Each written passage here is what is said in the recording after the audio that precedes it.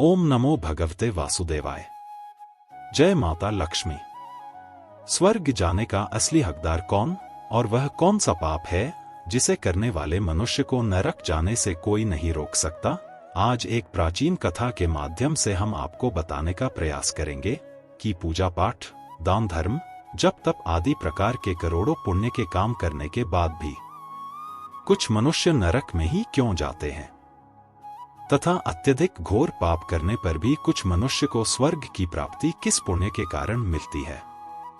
ऐसा वह कौन सा पुण्य है जो मनुष्य के करोड़ों पापों का नाश करता है, और ऐसा कौन सा पाप है जो उसके करोड़ों पुण्यों को नष्ट कर डालता है। तो चलिए दोस्तों, बिना देरी किए शुरू करते हैं। एक समय की बात है, देवर्षि नारद वैकुंठ लोक में जाते हैं और भगवान विष्णु से पूछते हैं कि हे प्रभु, कुछ मनुष्य पाप करने पर भी स्वर्ग में क्यों जाते हैं और कुछ मनुष्य को पुण्य करने के बावजूद भी नरक में क्यों जाना पड़ता है। ऐसा वह कौन सा पाप है जो सभी पुण्यों को नष्ट कर डालता है, और वह कौन सा पुण्य है जो समस्त पापों को भस्म कर डालता है। तब भगवान विष्णु कहते हैं कि हे देवर्षि, आज आपने संसार के कल्याण हेतु उत्तम प्रश्न किया है। इसी संदर्भ में आज मैं आपको एक अत्यंत प्राचीन इतिहास सुनाता हूं, जिससे सुनकर आपको आपके सभी प्रश्नों के उत्तर मिल जाएंगे। इसीलिए आप इस कथा को ध्यान से पूरा जरूर सुनें। जो भी मनुष्य इस कथा का श्रवण करता है, उसके समस्त पापों का नाश होता है।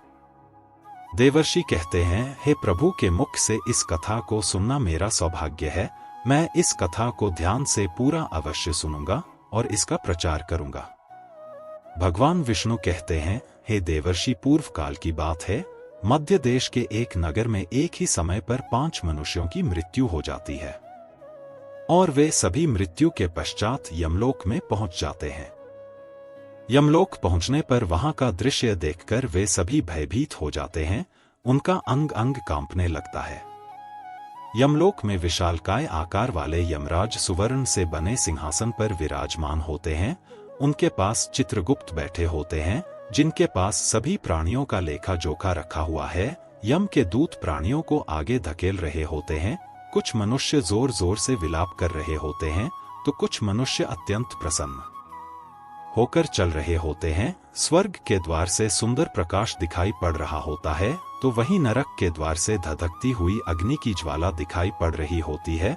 इस भयानक दृश्य को देखकर वे पांचों एक दूसरे से बात करने लगते हैं और अपने अपने पाप के विषय में चर्चा कर रहे होते हैं। उन 5 में से 4 लोगों ने अपने जीवन में बहुत पाप कर्म किए हुए होते हैं, और उन सभी को यह जान पड़ता है कि अब वे चारों ही नरक में ही जाने वाले हैं। उन चारों में एक चोर होता है, दूसरी वेश्या होती है, तीसरा विद्वान पंडित होता है, तो चौथा एक राजा का सैनिक होता है, तथा 5वां एक धनवान किसान होता है। वे पांचों अपने अपने कर्म फलों को भुगतने के लिए तैयार होते हैं। फिर एक एक करके सभी पाप और पुण्य आत्माएं आगे चल रही होती है। विचारों एक दूसरे के पाप कर्मों के बारे में बताने लगते हैं। पहले चोर कहता है, भाई मैं तो पक्का नरक में ही जाऊंगा, क्योंकि मैंने बहुत बार चोरी की है, दूसरों का धन लूटा, दूसरों को तकलीफ दी है, लेकिन ऐसा मैंने मजबूरी में किया था। चोरी करके मैं अपने परिवार का पेट पालता था, क्योंकि मुझे कोई काम नहीं देता था। शायद विधाता ने मेरे भाग्य में यही लिखा था, इसीलिए मैं ही हम चारों में सबसे बड़ा पापी हो। मेरे पाप से मुझे कभी मुक्ति नहीं मिलेगी, यह मैं जानता हूँ। पता नहीं मुझे अगला जन्म किस पशु का मिलेगा। यमराज मुझे कौन सा दर्द देंगे। उसके बाद में वेश्या बोलती है, भाई हम चारों में नहीं, सबसे बड़ी बात नहीं हो, मुझसे बड़ा पाप यहाँ पर किसी ने नहीं किया होगा। जो स्त्री अनेक पुरुषों के साथ संबंध बनाती है, उसे नरक में ही डाला जाता है, यही शास्त्र कहते हैं। इसीलिए मेरा भी नरक में जाना तय है। किंतु मैं शपथ खाकर कहती हूं, मैंने यह पाप जानबूझकर नहीं किए हैं। जब मैं छोटी उम्र की थी, तभी एक दुष्ट व्यक्ति मुझे उठाकर ले गया और जबरदस्ती मुझे पेशा बना दिया। मैंने न चाहते हुए भी कई पुरुषों से संबंध बनाए हैं। मेरे पास जीवित रहने के लिए यही एक उपाय बचा था। नहीं करती भी तो क्या करती, मेरे पास इतनी शक्ति नहीं थी कि ने उस दुष्ट पुरुष से को पता नहीं किस पाप के कारण मुझे इस जन्नी देशा बनना पड़ा। और न जाने आगे मुझे किस पशु के रूप में जन्म लेना पड़ेगा। मेरे पाप से यह जान पड़ता है कि मैं भी पक्का नरक नहीं जाऊंगी। उसके बाद वह सैनिक बोलने लगता है, भाई, हम चारों में सबसे बड़ा पापी तो मैं ही हूं। मैंने बहुत बड़े पाप किया। मैं राजा का सिपाही था, इसीलिए मैं लोगों पर जोर जबरदस्ती करता था। मैंने कितनों के प्राण लिए हैं, न जाने कितने मासूम लोगों को सताया है, न जाने कितने निर्दोष लोगों को मेरे हाथ से दंड मिला है। यमराज मुझे कभी क्षमा नहीं करेंगे और मैं निश्चित ही नरक में ही जाऊंगा। लेकिन मैंने यह सभी पाप जानबूझकर नहीं किया है। अपने प्राणों के भय से और परिवार के पालन पोषण के लिए मुझे यह पाप करने पड़े हैं। हमारा राजा जो कहता था उसका पालन हमें करना पड़ता था। राजा के विरुद्ध भला कोई साधारण मनुष्य कैसे जा सकता है? ये सभी पाप करते हुए मुझे अत्यंत दुख भी होता था और मैं जानता था कि यह पाप करने से मुझे नरक की प्राप्ति होगी। किंतु परिवार के मोहवश होकर मैंने यह काम किया है। लेकिन पाप तो पाप होता है। पाप करके पश्चाताप करने का क्या फायदा?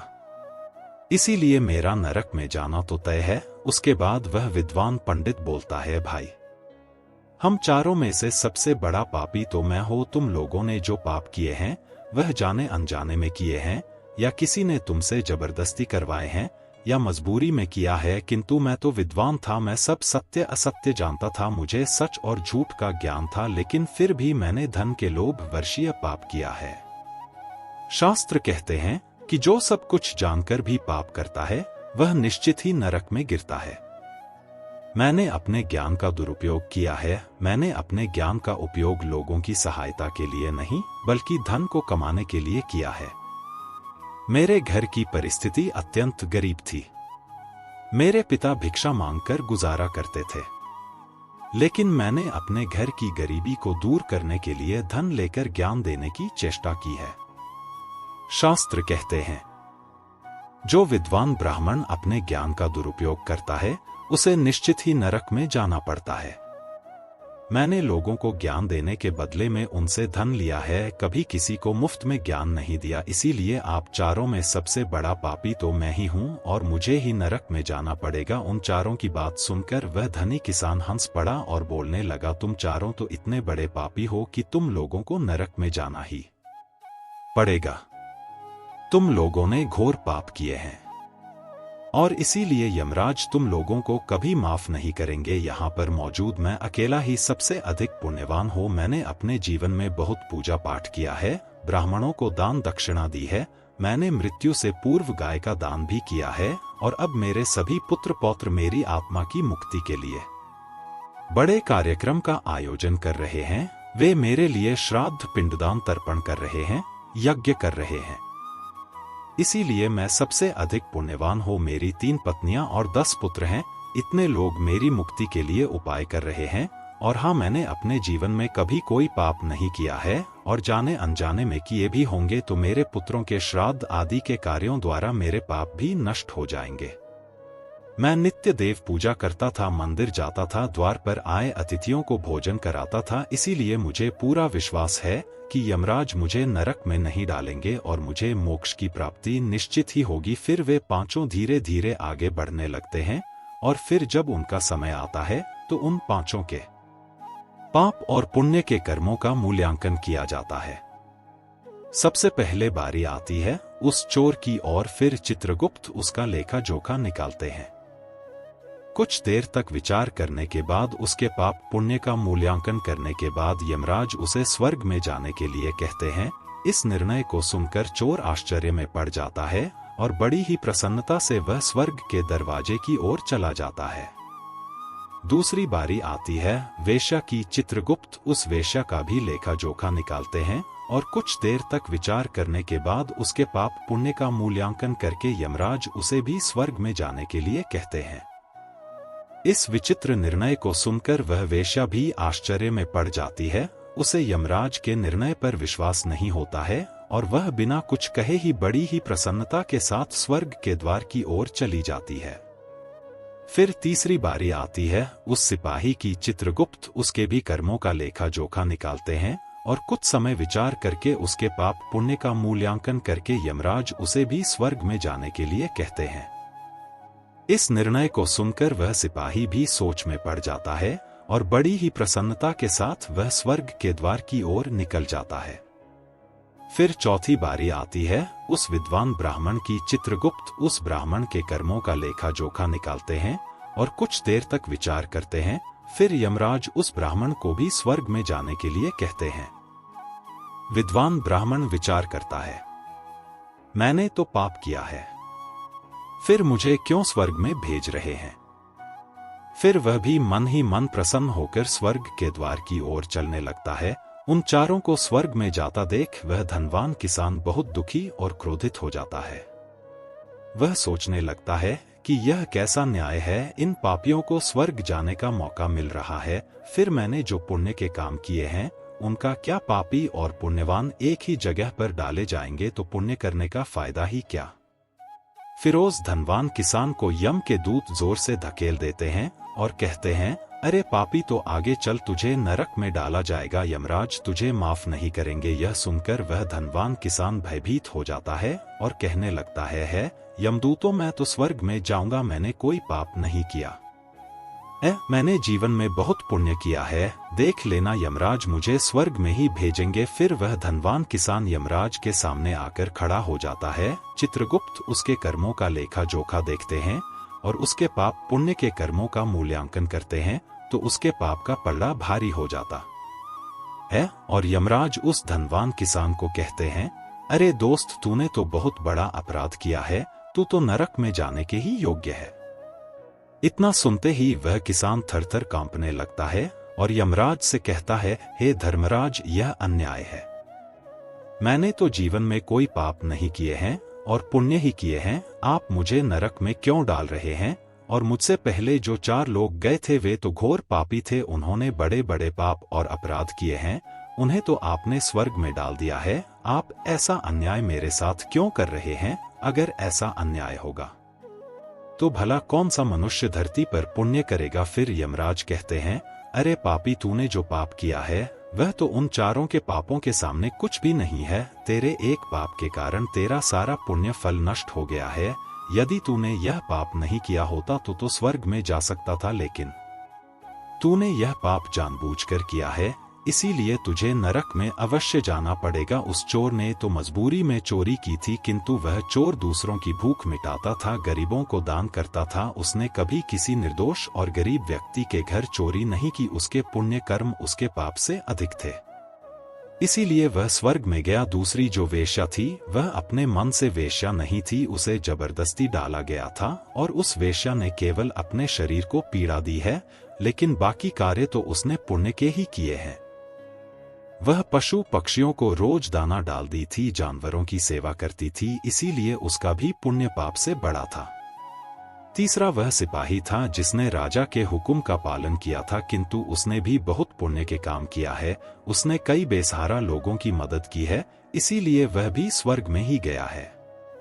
और चौथा वह विद्वान ब्राह्मण था, उसने अपने ज्ञान का दुरुपयोग अवश्य किया है, किंतु वह नित्य गाय की सेवा करता था, दान धर्म करता था, इसीलिए उसके भी पुण्य पाप से अधिक थे और वह भी स्वर्ग में ही गया है।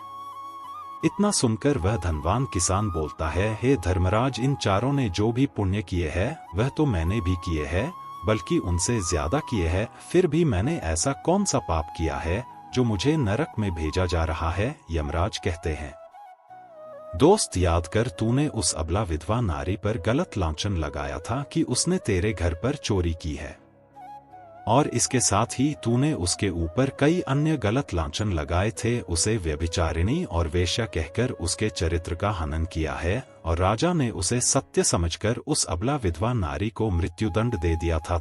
पापी मनुष्य ब्रह्महत्या, चोरी, मदिरापान आदि प्रकार आर के घोर पापों से भी प्रायश्चित करके मुक्त हो सकता है, किंतु दूसरों पर गलत लांछन लगाने पर कोई प्रायश्चित नहीं है। जो दूसरों पर गलत आरोप करता है, सत्य जानकर भी दूसरों को झूठ कहकर उनके ऊपर दोष डालता है, वह तो सबसे बड़ा पापी है, उसके द्वारा किए गए सभी पुण्य नष्ट हो जाते हैं। इसीलिए तूने जितने भी पुण्य किए हैं वे सभी उस एक पाप के कारण नष्ट हो गए। फिर यमराज यमदूतों को कहकर उस पापी किसान को नरक ले जाने के लिए कहते हैं और वह किसान रोता हुआ विलाप करता हुआ नरक के मार्ग पर चलने लगता है। थे दे वर्ष इस प्रकार से उन चारों ने पाप करके भी उन्हें स्वर्ग की प्राप्ति हुई है, किंतु उसके सामने जघन्य अपराध किया है, किसी अबला स्तरीय पर गलत लांछन करके उसका चरित्र हनन किया है। एक स्त्री सदा ही पूजनीय है, जो भी पुरुष स्त्री पर गलत आरोप करता है उसे महापाप लगता है। कभी किसी स्त्री की दुर्बलता का फायदा नहीं उठाना चाहिए। पराई स्त्री को सदैव ही माता समझना चाहिए। जो पराई स्त्रियों पर गलत दृष्टि डालता है उसे पाप ही लगता है। जो विधवा दुखिया स्त्री को सताता है उसे नरक में जाना पड़ता है। मनुष्य को भी सत्य का मार्ग नहीं देना चाहिए। सत्य के मार्ग पर चलकर ही स्वर्ग की प्राप्ति होती है। असत्य का साथ देने से मनुष्य के सभी पुण्य भी नष्ट हो जाते हैं। तो दोस्तों, कभी किसी पर गलत आरोप नहीं करना चाहिए। सत्य जानकर भी असत्य का साथ नहीं देना चाहिए। जो दूसरों पर गलत आरोप डालता है उसे यमराज कभी क्षमा नहीं करता है। उम्मीद है आपको यह कथा पसंद आई होगी। वीडियो को लाइक जरूर करें और कमेंट में जय श्री कृष्ण अवश्य लिखें।